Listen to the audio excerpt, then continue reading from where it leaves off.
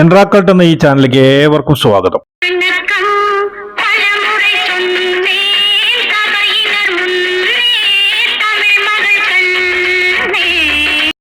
തമിഴ്നാട്ടിലെ കരൂർ എന്ന സ്ഥലത്തെ പുകളൂർ എന്ന സ്ഥലത്തുള്ള ഒരു യാത്രയയപ്പ് ചടങ്ങിന് പങ്കെടുക്കുവാനുള്ള യാത്രയിലാണ്.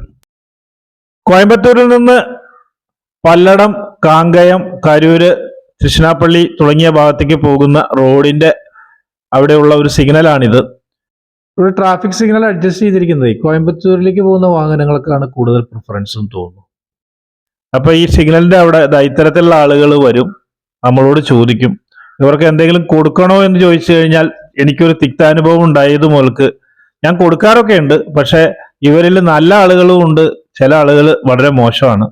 അപ്പൊ ചെന്നൈയിൽ വെച്ചിട്ട് എനിക്കുണ്ടായ ഒരു അനുഭവത്തെ കുറിച്ചൊരു വീഡിയോ ഞാൻ ഇതിൽ ചെയ്തിരുന്നു. അപ്പൊ അതില് ഇവര് വന്ന് ചോദിച്ചു, ഒരു 5 രൂപ എന്നോട് ചോദിച്ചു.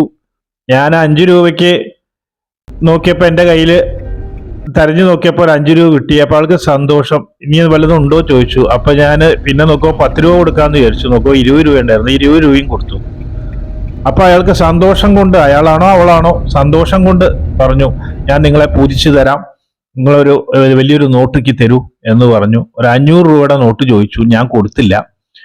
അപ്പൊ അയാൾക്ക് ദേഷ്യം വന്ന് കുറച്ചു നേരം കൂടി പറഞ്ഞു. പിന്നെ ആദ്യം വാങ്ങിച്ച 5 രൂപയിൽ തുപ്പിയിട്ട് തലയിൽ ചുറ്റി എന്നെ തൊട്ട് എന്തൊക്കെ ശപിച്ച് ആ 5 രൂപ നിലത്തേക്ക് എറിഞ്ഞു പോയി. അന്ന് മുതൽക്ക് ഞാൻ ഇത്തരക്കാർക്ക് അങ്ങനെ കൊടുക്കാറില്ല. പക്ഷെ ചിലപ്പോ കൊടുക്കും, കാരണം ഇതിൽ നല്ല ആളുകൾ കുറെ ആൾക്കാരുണ്ട്. അതുകൊണ്ട് ഇപ്പൊ ജസ്റ്റ് ഞാനൊരു അനുഭവം ഓർമ്മിച്ചു എന്നേ ഉള്ളൂ. എന്തായാലും ഈ വീഡിയോ ഞാൻ ചെയ്യുന്നത് പ്രധാനമായിട്ടും മറ്റു ചില കാര്യങ്ങൾ പറയുന്നതിന് വേണ്ടിയിട്ടാണ്. ചരിത്രപരമായിട്ടുള്ള ഒരു യാത്ര കൂടിയാണ്. കാരണം ഈ കരൂർ ആസ്ഥാനമാക്കിയുള്ള രാജാക്കന്മാരായിരുന്നു പാലക്കാട് പ്രദേശം വരെ ഭരിച്ചിരുന്നത് ഒരു കാലത്ത്. അപ്പൊ നമുക്കിങ്ങനെ ചരിത്രമൊക്കെ പറഞ്ഞിങ്ങനെ പോകാം. ആദ്യം ഞാൻ കോയമ്പത്തൂരിനെ കുറിച്ചുള്ള ചരിത്രം ഒന്ന് പറയാം. അതിനുശേഷം നമുക്ക് പോകുന്ന വഴിക്കുള്ള കാര്യങ്ങളും കാഴ്ചകളും ഒക്കെ ഞാൻ നിങ്ങളിലേക്ക് എത്തിച്ചു തരാൻ ശ്രമിക്കാം. സംഘകാലത്ത് കൊങ്ങു രാജ്യത്തിന്റെ ഭാഗമായിരുന്നു ഈ കോയമ്പത്തൂര്. ഇവിടുത്തെ തദ്ദേശവാസികളായിരുന്നത് ആദ്യകാലങ്ങളിൽ ആദിവാസികളായിരുന്നു. അവരിൽ ഏറ്റവും പ്രധാനമായിട്ടുള്ള വിഭാഗമായിരുന്നു കോസർമാർ. ഇവരുടെ തലസ്ഥാനം എന്ന് പറയുന്നത് യഥാർത്ഥത്തിൽ കോയമ്പത്തൂരായിരുന്നു. ഈ ആദിവാസികളുടെ ഭരണം അധികകാലം ഉണ്ടായില്ല. ഇവരെ പിന്നീട് രാഷ്ട്രകൂടന്മാർ കീഴടക്കി. അതിനുശേഷം രാഷ്ട്രകൂടരിൽ നിന്ന് ഈ പ്രദേശത്തിന്റെ ഭരണം പിന്നീട് ചോളന്മാരുടെ കൈകളിലായി. കോയമ്പത്തൂരിനെ കോവൈ എന്ന പേരിലും അറിയപ്പെടുന്നു. ചോള രാജാക്കന്മാരിലെ പ്രബലനായിരുന്നത് രാജരാജ ചോളനായിരുന്നു. ചോളന്മാരുടെ ശക്തി ക്ഷയിച്ചപ്പോൾ കൊങ്ങു പ്രദേശം ചാലൂക്യന്മാരുടെ കീഴിലായി. ചാലൂക്യന്മാരെ പരാജയപ്പെടുത്തി പിന്നീട് ഭരണത്തിൽ വന്നത് പാണ്ഡ്യന്മാരാണ്. പാണ്ഡ്യന്മാരെ പരാജയപ്പെടുത്തി പിന്നീട് വന്നത് സൈശലരായിരുന്നു. യഥാർത്ഥത്തിൽ കോയമ്പത്തൂരിന്റെ പേര് കൊശമ്പത്തൂർ എന്നായിരുന്നു എന്ന് ചില ചരിത്രരേഖകൾ കാണുന്നുണ്ട്. അപ്പൊ അതായിരുന്നു ഈ ആദ്യകാലത്തെ കോസരന്മാര് തലസ്ഥാനമാക്കി വെച്ചിരുന്നത്. ആ കോശന്മാരിൽ നിന്നായിരിക്കാം കോശമ്പത്തൂർ എന്നുള്ള പേര് ലഭിച്ചത്. പിന്നീട് അത് കോയമ്പത്തൂരായി മാറിയതാണ്. പിന്നീട് ലോപിച്ച് കോവയായതായിരിക്കാം. നാട്ടിൽ നിന്ന് പുറപ്പെടുന്ന സമയത്ത് നല്ല മഴയായിരുന്നു. ഇപ്പൊ നമ്മള് ഈ ഇങ്ങോട്ട് തമിഴ്നാട്ടിൽ കയറുന്തോറും ഈ ഭാഗത്തൊക്കെ മഴ കുറച്ച് കുറയുന്നുണ്ട്. അത് നിങ്ങൾ കാണുന്നുണ്ടാവും ഈ കാഴ്ചയില്. അപ്പൊ ഒരു മങ്ങിയ കാലാവസ്ഥയാണ്. കാരണം ഇപ്പൊ സമയം അധികമൊന്നും ആയിട്ടില്ല. 9:10 മണിയായിട്ടേ ഉള്ളൂ. അപ്പോ ഏകദേശം ഊഹിക്കാലോ, മഴക്കാർ നിറഞ്ഞു നിൽക്കുന്ന സമയമാണ്. പാണ്ഡ്യന്മാര് പിന്നീട് കുറച്ചു കാലം ഈ കോയമ്പത്തൂർ ഭരിച്ചെങ്കിലും അവരുടെ രാജ്യത്തില് ചില ആഭ്യന്തര കലാപങ്ങളെല്ലാം മൂർച്ഛിച്ചു വന്നു.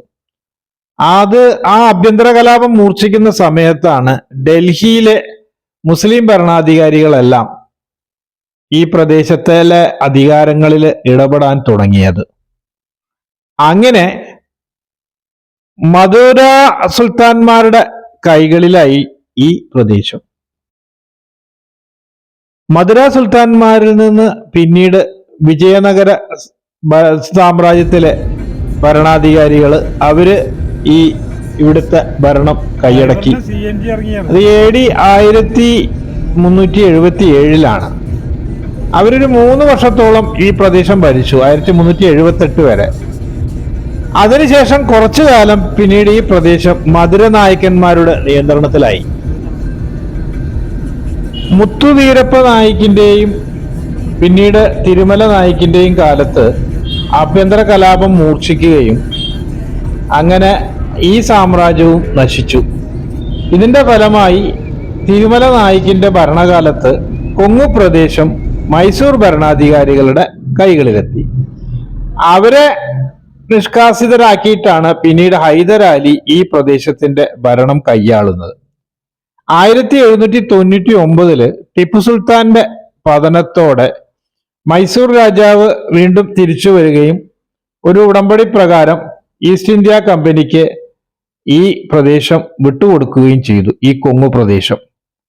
അന്ന് മുതൽ 1947 വരെ ഈ പ്രദേശം ബ്രിട്ടീഷ് നിയന്ത്രണത്തിലായിരുന്നു. സൂളൂർ എന്ന പ്രദേശത്ത് കൂടെയാണ് നമ്മളിപ്പോ പോകുന്നത്. അപ്പോ ഈ സൂളൂരിന്റെ പ്രാന്തപ്രദേശങ്ങളാണ് ഇതൊക്കെ. ഈ സൂളൂർ എന്ന് പറയുന്ന സ്ഥലത്തിന് ഒരുപാട് പ്രത്യേകതകളുണ്ട്. കാരണം ഇവിടെ ചോളന്മാര്, പ്രത്യേകിച്ച് ചോളന്മാരുടെ കാലത്ത് ആണ് ഇവിടെ കൃഷിയെല്ലാം ഇവർക്ക് പരിചയപ്പെടുത്തി കൊടുക്കുന്നത്.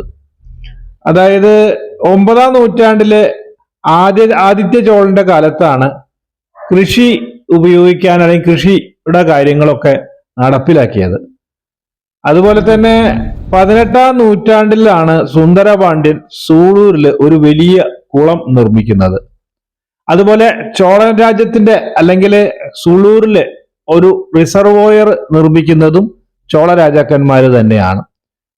1ാം നൂറ്റാണ്ട് കാലത്ത് ഉണ്ടായിരുന്ന മെഗാളിത്തിക് പോട്ടറി എന്ന് പറയും, അതായത് കലങ്ങള് 1ാം നൂറ്റാണ്ട് ആണെന്ന് ഓർമ്മിക്കുക, അതൊക്കെ കണ്ടെടുത്തിട്ടുണ്ട്. അപ്പൊ അതിന്റെ മുകളിൽ എന്തോ എഴുതിയിട്ടുണ്ട് ആ കലങ്ങളുടെ മുകളിൽ. ആ എഴുതിയതൊക്കെ ഹാരപ്പൻ നദീതട സംസ്കാരത്തിലെ ലിപികളായിരിക്കാം എന്ന് കരുതപ്പെടുന്നു. അതുപോലെ തന്നെ വിജയനഗര സാമ്രാജ്യത്തിന്റെ കാലത്തായിരിക്കണം ധാരാളം കന്നഡ, തെലുങ്ക് സംസാരിക്കുന്ന ആളുകളൊക്കെ ഇവിടെ കടന്നു വന്നത്. അപ്പൊ ഇവിടെ ധാരാളം ക്ഷേത്രങ്ങളുണ്ട് ഈ പരിസരത്ത്. ഈ ക്ഷേത്രങ്ങൾ എന്ന് പറയുന്നത് പ്രത്യേകതയുള്ള ക്ഷേത്രമാണ്. 15ാം നൂറ്റാണ്ടിലാണ് പെരുമാൾ കോവിൽ നിർമ്മിച്ചത്. നമ്മളെ പിന്നീട് ഒരു ദിവസം നമ്മൾ അവിടെയൊക്കെ പോകുന്നുണ്ട്. ഈ പെരുമാൾ ക്ഷേത്രത്തിന് ഒരു പ്രത്യേകതയുണ്ട്. എന്താന്ന് വെച്ച് കഴിഞ്ഞാൽ ഇവിടെ പ്രസാദമായിട്ട് നൽകുന്നത് കുരുമുളകാണ്. എങ്ങനെ കുരുമുളക് എന്ന് ചോദിച്ചു കഴിഞ്ഞാൽ, ഈ ഭക്ഷണം സാധനങ്ങൾ വിൽക്കുന്ന ഒരാള്, ഒരു വ്യാപാരി കോയമ്പത്തൂരിലേക്ക് പോകുന്ന വഴിക്ക് ഈ സൂളൂരിൽ വന്ന ഒരു ക്ഷേത്രത്തിന്റെ അവിടെ രാത്രി തങ്ങി. അപ്പോ ദേവിയാണോ ദേവനാണോ ഇത് ഐതിഹ്യമാണ്. അപ്പോ ദൈവം പ്രത്യക്ഷപ്പെട്ടിട്ട് അതൊരു വ്യാജകന്റെ ഈ വേഷത്തിൽ വന്ന് എന്തെങ്കിലും തിന്നാൻ തരുമോ ചോദിച്ചു. അപ്പൊ അയാൾ പറഞ്ഞു ഇതിന്റെ ചാക്കലൊക്കെ ഉള്ളത് കുരുമുളകാണ് എന്ന് പറഞ്ഞു. അങ്ങനെ പിറ്റേ ദിവസം അയാള് കണ്ണു തുറന്നു നോക്കുമ്പോൾ, അയാൾ തുറന്നത് നോക്കുമ്പോൾ എല്ലാ സാധനങ്ങളും കുരുമുളകായിരുന്നു.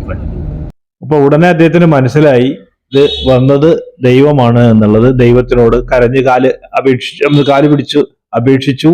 അപ്പൊ അദ്ദേഹം പറഞ്ഞു, ഇനിയിപ്പോ മുതൽക്ക് ഇവിടെ ക്ഷേത്രം കിട്ടുന്ന ലാഭത്തുനിന്ന് ഈ ക്ഷേത്രമൊക്കെ ഒന്ന് പുതുക്കി പണിയാൻ പറഞ്ഞു. അങ്ങനെ കുരുമുളകായി പിന്നീട് അവിടുത്തെ പ്രസാദവും വഴിപാടും ഒക്കെ. അതാണ് സൂളൂരിലുള്ള ഈ പെരുമാൾ ക്ഷേത്രത്തിന്റെ ഒരു പ്രത്യേകത. പിന്നീട് 9ാം നൂറ്റാണ്ടിലാണ് ആദിത്യ ചോളന്റെ കാലത്ത് നിർമ്മിച്ച ഒരു ശിവക്ഷേത്രമുണ്ട് ഇവിടെ. പിന്നെ ടിപ്പു സുൽത്താൻ സ്ഥലവും പണവും നൽകി നിർമ്മിച്ച ഒരു മസ്ജിദ് ഉണ്ട് ഇവിടെ, മുസ്ലിം പള്ളി. പിന്നെ അതുപോലെ തന്നെ 2 ക്രിസ്ത്യൻ പള്ളികൾ. അത് അധിക കാലമൊന്നും ആയിട്ടില്ല.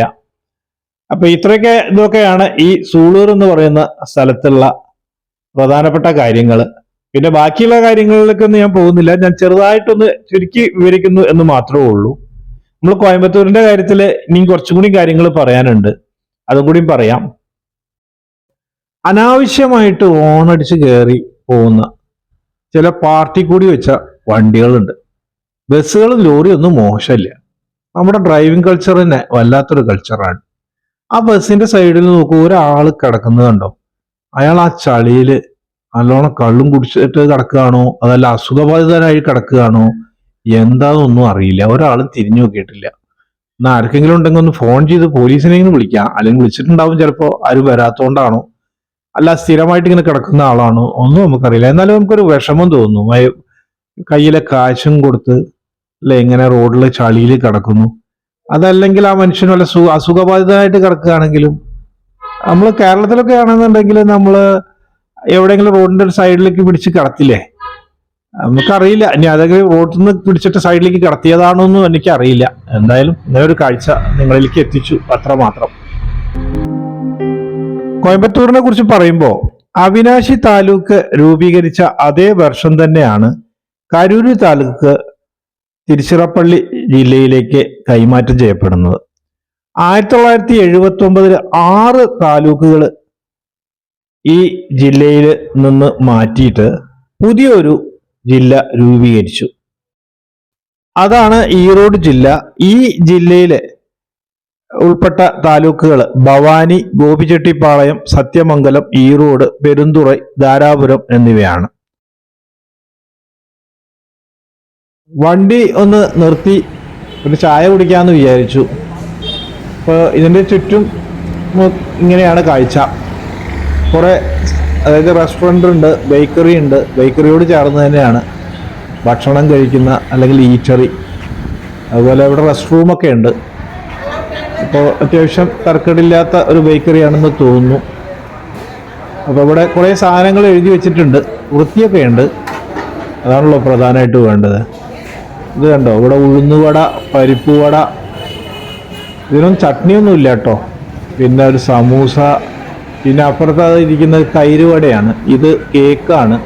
വേറെ എന്തൊക്കെ സാധനങ്ങൾ, റോളുകളൊക്കെ ഉണ്ട്, പല റോളുകളുണ്ട്, റോസ് മിൽക്ക് ഉണ്ട്, അങ്ങനെയുള്ള കുറേ സാധനങ്ങൾ ഇവിടെ കാണാനുണ്ട്.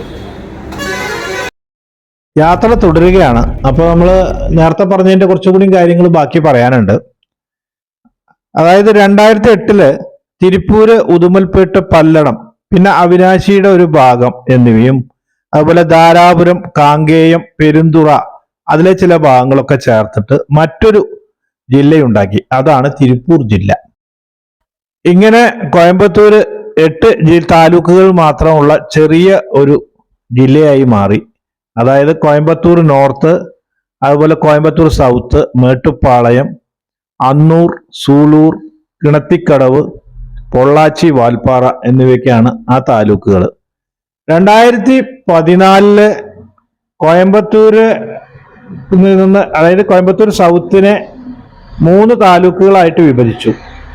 പുതുതായി മധുക്കരയും പേരൂർ താലൂക്കും രൂപീകരിച്ചു. ഇപ്പോ കോയമ്പത്തൂർ ജില്ലയിൽ 3 റവന്യൂ സബ് ഡിവിഷനുകളാണ് ഉള്ളത്.